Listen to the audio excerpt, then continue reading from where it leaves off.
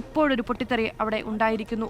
അതിന് തൊട്ടടുത്തു നിന്നൊരു മനുഷ്യൻ ഓടി മാറുന്നതും കാണാൻ കഴിയുന്നുണ്ട്. അത്തരത്തിൽ അപകടകരമായ ഒരു സാഹചര്യമാണ് ഉള്ളത്.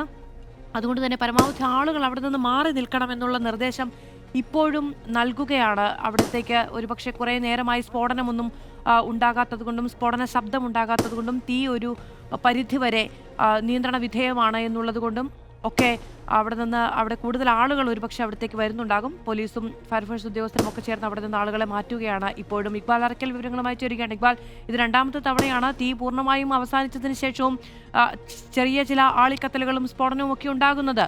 ഇപ്പോഴും ഗൗരവകരമായ അപകട സാഹചര്യമുണ്ടോ? മധു, ചെറുതല്ലാത്തൊരു ആശങ്ക ഇപ്പോഴും നിലനിൽക്കുന്നുണ്ട് ഈ മേഖലയിൽ. കാരണം ഉദ്യോഗസ്ഥർ ഈ പ്രവർത്തനങ്ങളെല്ലാം അവസാനിപ്പിച്ച് മടങ്ങുന്നതിനിടയിലാണ് പെട്ടെന്ന് വീണ്ടും ചെറിയ രീതിയിലെങ്കിൽ പോലും ഒരു ചെറിയ രീതിയിൽ ഈ മരുന്ന് പൊട്ടുന്ന ഒരു സ്ഥിതി ഉണ്ടായത്. ഇപ്പോൾ അതിൻ്റെ അടിസ്ഥാനത്തിൽ ഇപ്പോൾ പോലീസ് ഉദ്യോഗസ്ഥരെ ഉൾപ്പെടെ ആ മേഖലയിൽ നിന്ന് മാറ്റിയിരിക്കുകയാണ്.